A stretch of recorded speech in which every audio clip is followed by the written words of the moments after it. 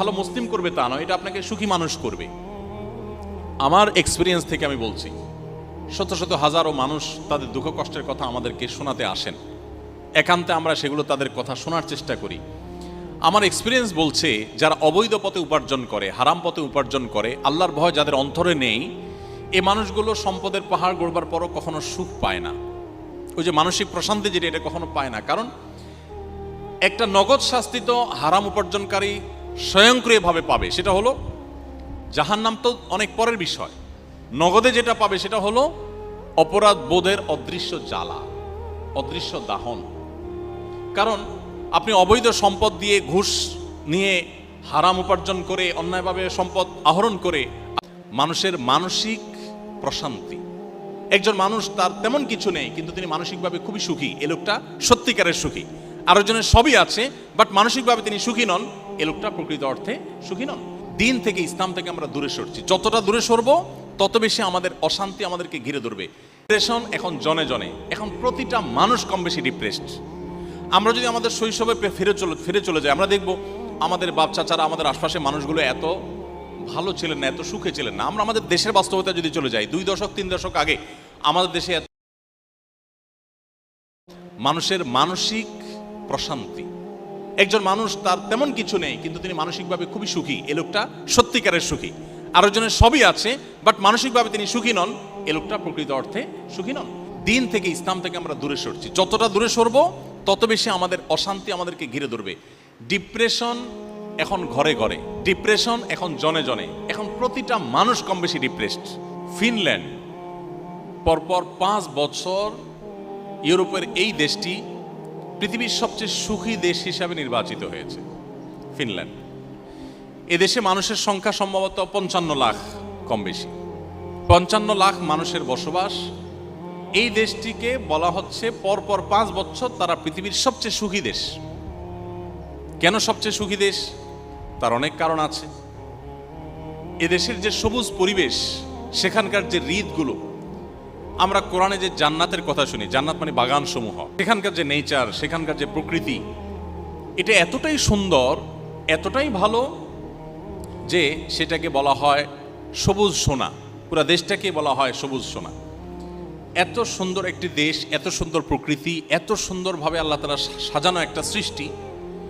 সেই দেশে শিক্ষা বলেন, সংস্কৃতি বলেন, অর্থনীতি বলেন, সব দিক থেকে মানুষ সুখী। অপরাধ প্রবণতা মানুষের মধ্যে নেই বললেই চলে, যার কারণে তারা পৃথিবীর সবচেয়ে সুখী দেশ হিসাবে পরপর 5 বার নির্বাচিত হয়েছে।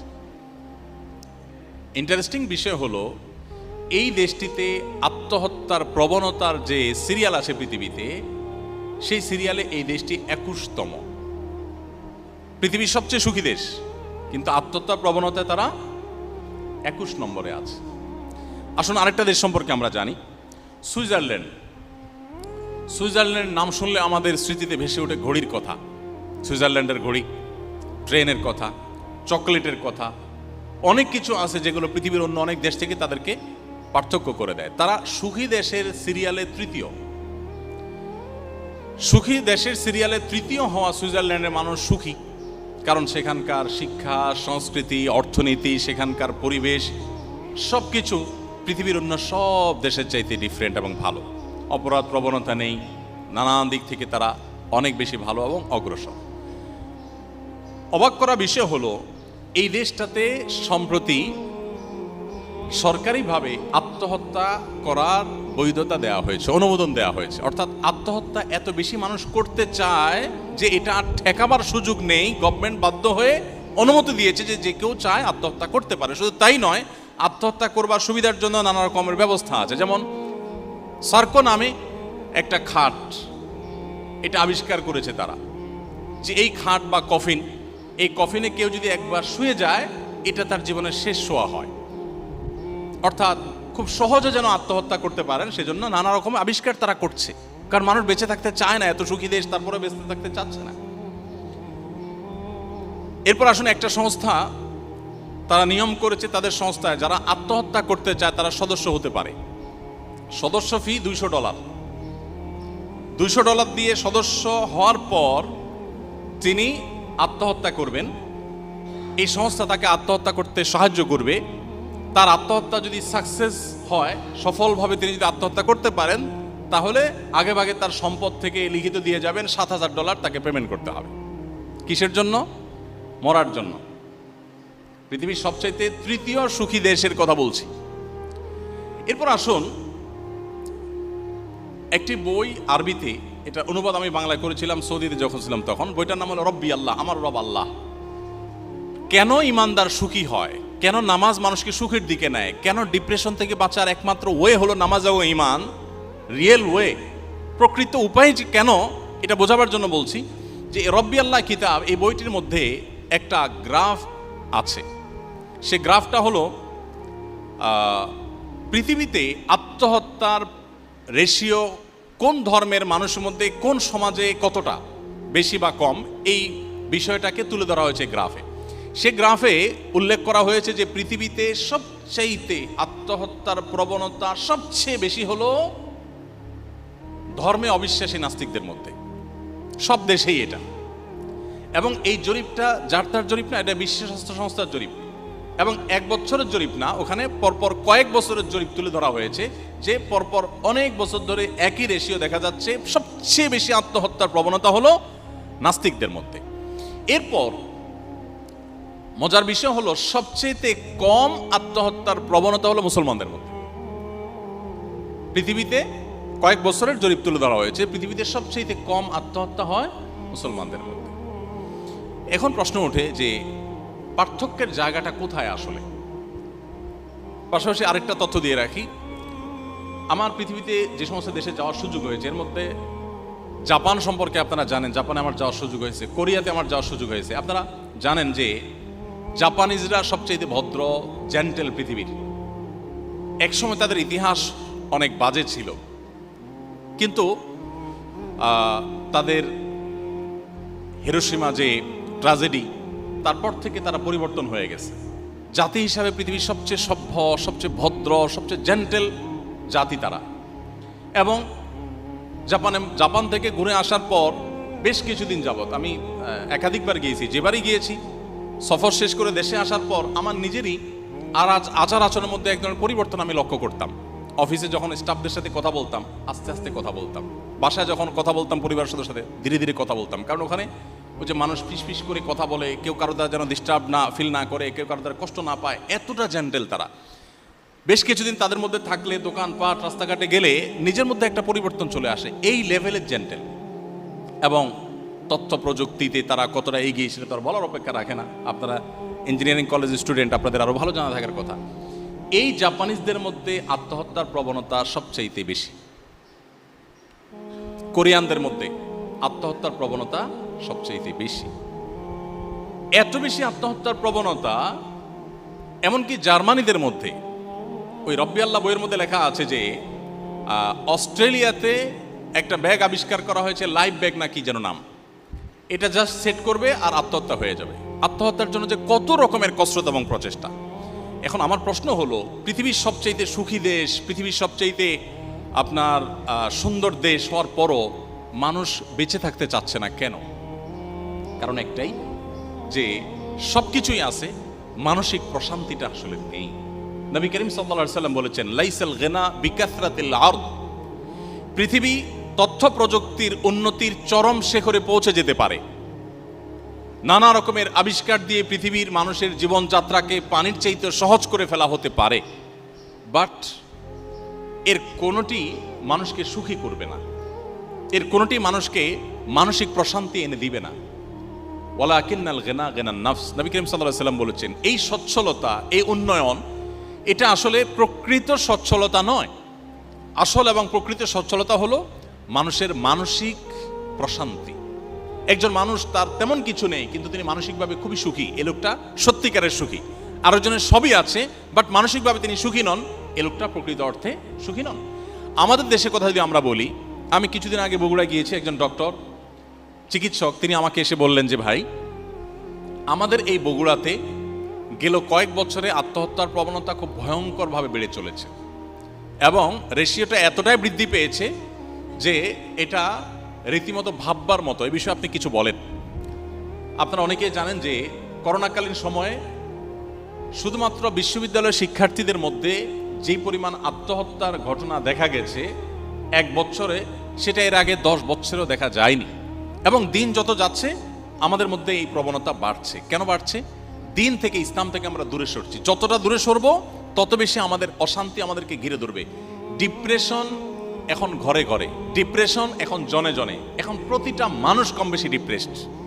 আমরা যদি আমাদের শৈশবে ফিরে চলে যাই, আমরা দেখব আমাদের বাপ চাচারা, আমাদের আশপাশে মানুষগুলো এত ভালো ছিলেন না, এত সুখে ছিলেন না। আমরা আমাদের দেশের বাস্তবতা যদি চলে যাই, 2 দশক 3 দশক আগে আমাদের দেশে এত কলেজ ইউনিভার্সিটি ছিল না, এত আপনার রাস্তাঘাটের এত উন্নয়ন ছিল না, আমাদের দেশে অনেক কিছুই ছিল না, কিন্তু মানুষগুলো তুলনামূলকভাবে এখন থেকে অনেক বেশি হ্যাপি ছিলেন, সুখী ছিলেন। আত্মহত্যা এটা কালে ভদ্রে হতো, এখন যেরকম দেখা যাচ্ছে সকাল বিকাল এরকম হতো না। এর অন্যতম কারণ হলো তাদের ভিতরে ইসলামের চর্চা কিছুটা হলেও ছিল, যেটা এখন একেবারে নাই। সম্মানিত উপস্থিতি, নামাজ সম্পর্কে আমি বলছিলাম, প্রিয় নবী সাল্লাল্লাহু আলাইহি সাল্লাম বলতেন, আরেহনা বিহা ইয়া বেলাল। বেলাল রাদিয়াল্লাহু তাআলা আনহু ছিলেন আমাদের প্রিয় নবীর মুয়াজ্জিন। তাকে বলতেন, বেলাল তুমি আজান দিয়ে মানুষদেরকে ডাকো, একত্র করো, আমাকে একটু প্রশান্ত করো, আমি একটু নামাজ পড়ে প্রশান্তি পেতে চাই। আমরা তো ভালো খাবার খেয়ে, ভালো জায়গায় ঘুরে ট্রাভেল করে প্রশান্তি পেতে চাই, সেগুলোতে প্রশান্তি সন্দেহাতীতভাবে আছে, কিন্তু একজন ইমানদার নামাজের ভিতরে যে প্রশান্তিটা পাবেন এটা আর কোথাও পাবেন না। কিন্তু এই জিনিসটাকে ফিল করার সুযোগ আমাদের জীবনে হয় নাই। এজন্য আমি অনুরোধ করতে চাই, খুজুর সাথে আপনি নিয়মিত 5 ওয়াক্ত নামাজ খুব ধীরে সুস্থে সুন্দর করে মনোযোগের সাথে পড়ার চেষ্টা করুন। 5 ওয়াক্ত নামাজ আপনার জীবনের যেন এমন একটি বিষয় হয় যে এটার সাথে আপনি কোনো কম্প্রোমাইজ করবেন না, কোনো অবস্থাতেই না। আপনার জীবনে এমন কোনো পরিস্থিতি আসবে না যে পরিস্থিতি আপনি নামাজ পড়বেন না। একমাত্র পরিস্থিতি হতে পারে আপনি সেন্সলেস হয়ে গেছেন, আপনার কোনো সেন্স নাই, আপনি বেহুশ হয়ে গেছেন, তাহলে তো আপনার আর নামাজ পড়বার শক্তি নেই। কিন্তু যতক্ষণ পর্যন্ত আপনার সেন্স আছে, ইভেন আপনি দাঁড়াবার ক্ষমতা নাই, নবী করিম সাল্লাল্লাহু আলাইহি সাল্লাম বলেছেন বসে পড়ো, বসে পড়তে পারেন না শুয়ে পড়ো, কেন নামাজ পড়বেন? সবচেয়ে সরল উত্তর হলো আপনার আল্লাহর নির্দেশ, আল্লাহর সামনে আপনাকে যেতে হবে, দাঁড়াতে হবে, জবাবদিহি করতে হবে, আপনাকে নামাজ পড়তে হবে। এর পাশাপাশি আমি যেটি বলবো তা হলো, আমি শুরুতে একটা কথা বলেছিলাম, ঈমান শুধু আমাদেরকে আখিরাতে সুখী করবে তা নয়, দুনিয়াতেই সুখী করবে। ঈমানের পাশাপাশি নামাজ হলো মানুষের সুখের একটা মূল মন্ত্র। যারা সঠিকভাবে নামাজ পড়েন তারা বলতে পারবেন, যেই কোনো ডিপ্রেশন, যে কোনো পেরেশানিতে, যে কোনো মুসিবতে, যে কোনো বিপদে মানুষের খুব আগ্রহের সাথে, খুজুর সাথে যথাযথভাবে 2 রাকাত নামাজ যদি কেউ পড়ে, তিনি অনেকটা হালকা হয়ে যাবেন, তিনি অনেকটা প্রশান্তি অনুভব করবেন। এটা যারা নিয়মিত নামাজ পড়েন, সুন্দর করে নামাজ পড়তে জানেন, তারা বলতে পারবেন। যারা নামাজ সঠিকভাবে পড়েন না, বা জুমার নামাজটা হয়তো শুধু পড়েন, 2-4 ওয়াক্ত পড়েন, বাকিগুলো বাদ দেন, বা পড়েন কিন্তু ধীরস্থিরতার সাথে পড়েন না, পড়েন কিন্তু মনঃসংযোগের সাথে পড়েন না, এই মানুষগুলো আসলে নামাজের এই অলৌকিকত্ব অনুভব করতে পারবেন না। আমি গত কয়েকদিনের মধ্যে একটি রিপোর্ট দেখতে পেয়েছি, আপনারা অনেকে হয়তো দেখেছেন বা জেনে থাকবেন। আমি আল্লাহর নামে শপথ করে, আল্লাহর পরে আস্থা রেখে বলতে পারি, আপনার জীবনটা বদলে যাবে ইনশাআল্লাহ। আপনার জীবনটা উপভোগ করতে পারবেন আপনি, আপনার জীবনে যে স্বাদ আর তৃপ্তি আপনি অনুভব করবেন, এটা আপনি অন্য কোথাও পাবেন না। এই জন্য ভাইরা আমার, 5 ওয়াক্ত নামাজ আপনারা আপনাদের কর্মজীবনে থাকেন কিংবা শিক্ষা জীবনে যেখানে থাকেন না কেন, জীবনে কখনো এটা কম্প্রোমাইজ করবেন না, নামাজের ক্ষেত্রে কোনো ছাড় দিবেন না। আমাদের দেশে মুসলমানদের মধ্যে এক ধরনের ভুল ধারণা আছে, সেটা হলো ইসলামটাকে আমরা নিছক ইবাদত সর্বস্ব ধর্ম মনে করি। নামাজ পড়লাম, রোজা রাখলাম, হজ করলাম, ওমরা করলাম, দাড়ি রাখলাম, টুপি লাগাইলাম, এটার নাম ইসলাম আমরা বানিয়েছি। অনেকটা বলতে পারি পোশাকই ইসলাম। ইসলামের কথা বললে আপনারা অনেকে আছেন যারা জেনারেল শিক্ষিত, আপনাদের অনেকের কাছে ভয় লাগে যে ইসলাম মানে তো হলো একটা জুব্বা পড়তে হবে, একটা জামা পড়তে হবে, মাথায় একটা টুপি দিতে হবে, একটা পাগড়ি রাখতে হবে, আমার পুরা ড্রেস আপ সব চেঞ্জ করে ফেলতে হবে। আসলে কি এটাই ইসলাম? ইসলাম কি পোশাক? ইসলামের নাম ইসলাম? আমি পোশাক চেঞ্জ করে ফেললাম, আমি ভালো মুসলমান হয়ে গেলাম? বহু মানুষ আছে আমার পোশাক পরেন না, উনি শার্ট প্যান্ট পরেন, কিন্তু আমার চেয়ে অনেক ভালো মুসলমান, তিনি জান্নাতে হয়তো আমার চেয়ে আগে চলে যাবে। ইসলামটাকে আমরা ইবাদত সর্বস্ব ধর্ম বানিয়ে রেখেছি, এটা আমাদের একটা মেজর ভুল। এবং এক্ষেত্রে আমরা যারা আপনাদেরকে ইসলামের পথে আহ্বান করি, এই ত্রুটিটা আমাদের যে আমরা আপনাদেরকে ইসলাম বোঝাতে পারিনি। এই কথাগুলো এই জন্য বলছি যে আপনারা কর্মক্ষেত্রে চলে যাবেন, বিশেষ করে আপনারা ইঞ্জিনিয়ারিং কলেজের ছাত্র হিসাবে আপনারা বিভিন্ন প্রতিষ্ঠানের গুরুত্বপূর্ণ চেয়ারে বসবেন, দায়িত্ব পালন করবেন, একসময় আল্লাহ তাআলা আপনাদেরকে দিয়ে অনেক কাজ নেবেন হয়তো। জীবনে কখনো হালাল উপার্জনের ক্ষেত্রে কম্প্রোমাইজ করবেন না। এটা আপনাকে শুধুমাত্র ভালো মুসলিম করবে তা নয়, এটা আপনাকে সুখী মানুষ করবে। আমার এক্সপিরিয়েন্স থেকে আমি বলছি, শত শত হাজারো মানুষ তাদের দুঃখ কষ্টের কথা আমাদেরকে শোনাতে আসেন, একান্তে আমরা সেগুলো তাদের কথা শোনার চেষ্টা করি। আমার এক্সপিরিয়েন্স বলছে, যারা অবৈধ পথে উপার্জন করে, হারাম পথে উপার্জন করে, আল্লাহর ভয় যাদের অন্তরে নেই, এই মানুষগুলো সম্পদের পাহাড় গড়বার পরও কখনো সুখ পায় না। ওই যে মানসিক প্রশান্তি যেটা, এটা কখনো পায় না। কারণ একটা নগদ শাস্তি তো হারাম উপার্জনকারী স্বয়ংক্রিয়ভাবে পাবে, সেটা হলো জাহান্নাম। তো অনেক পরের বিষয়। নগদে যেটা পাবে সেটা হলো অপরাধ বোধের অদৃশ্য জ্বালা, অদৃশ্য দাহন।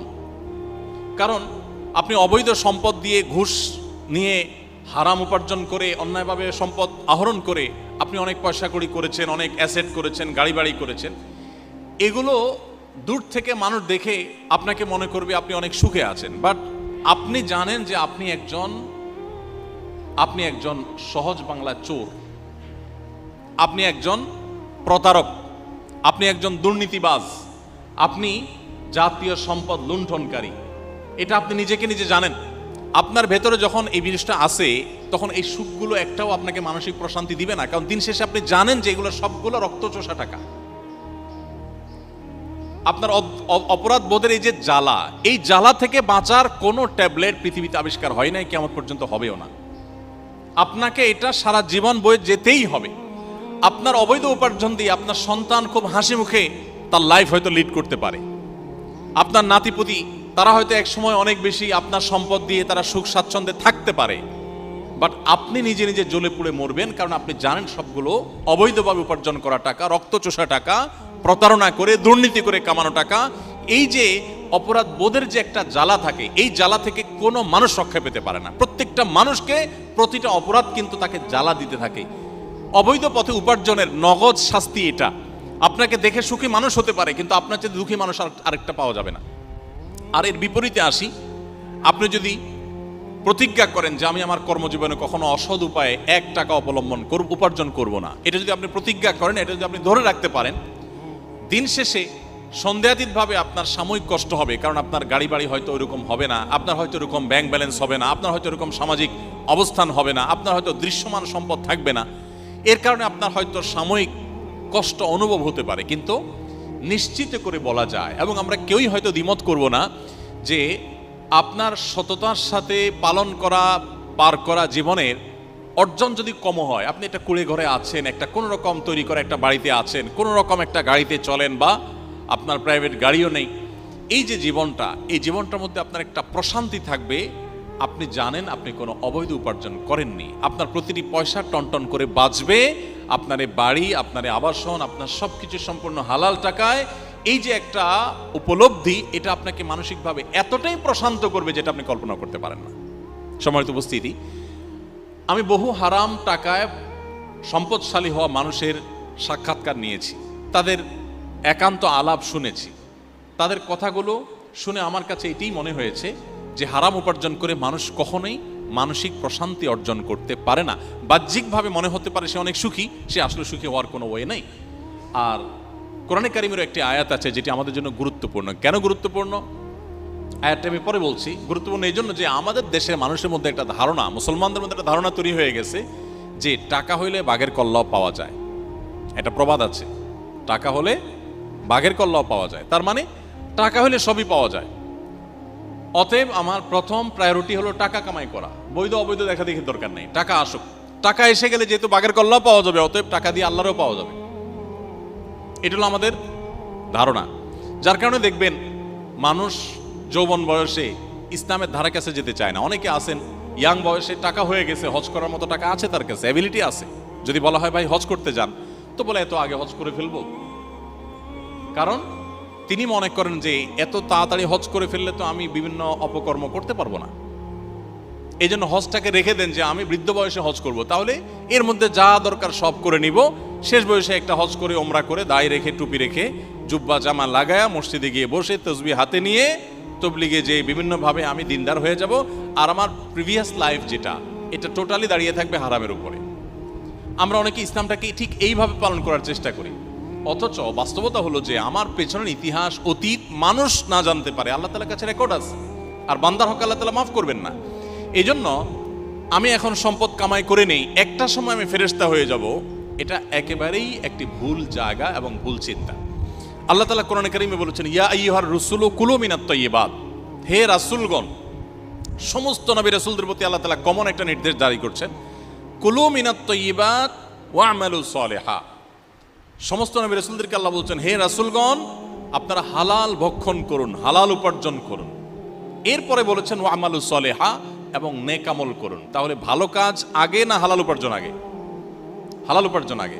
আর আমরা আমাদের দেশে যেটা দেখি সেটা হলো মানুষ আগে হারাম কামাই করে নেয়, এরপর বুড়ো বয়সে এসে, বৃদ্ধ বয়সে এসে তিনি হালাল উপার্জন করে বা আপনার ইবাদত বন্দেগী করে ভালো কাজ করার চেষ্টা করেন। তো এটা হলো আমাদের ভুলের জায়গা। এই জন্য আমি আপনাদের প্রতি বিনীতভাবে অনুরোধ করতে চাই, আপনারা সৎ পথে চলবেন সারা জীবন, এবং এই সংকল্প আপনারা এখন থেকে করে ফেলুন। এটাতে আপনারা সাময়িকভাবে মনে হবে পিছিয়ে আছেন, অনেকের সাথে প্রতিযোগিতা আপনি তার সাথে তাল মিলাতে পারেন নাই, তার পর্যায়ে থাকতে পারেন নাই, কিন্তু প্রকৃত অর্থে মানসিক প্রশান্তি আপনি অনুভব করবেন। আর অবৈধ সম্পদে পাহাড় গড়ে আপনি মানসিক প্রশান্তি কখনোই অনুভব করতে পারবেন না। আরেকটা বিষয় হলো যে আপনি যখন হালাল উপার্জন করবেন, হালাল উপার্জনের মাধ্যমে মানুষ ইবাদতের মধ্যে তৃপ্তি পায়, নামাজের মধ্যে তৃপ্তি পায়। আজকাল আমাদের ইবাদতের তৃপ্তি নাই, এটা একটা অভিযোগের জায়গা। এর একটা বড় কারণ হলো হারাম উপার্জন।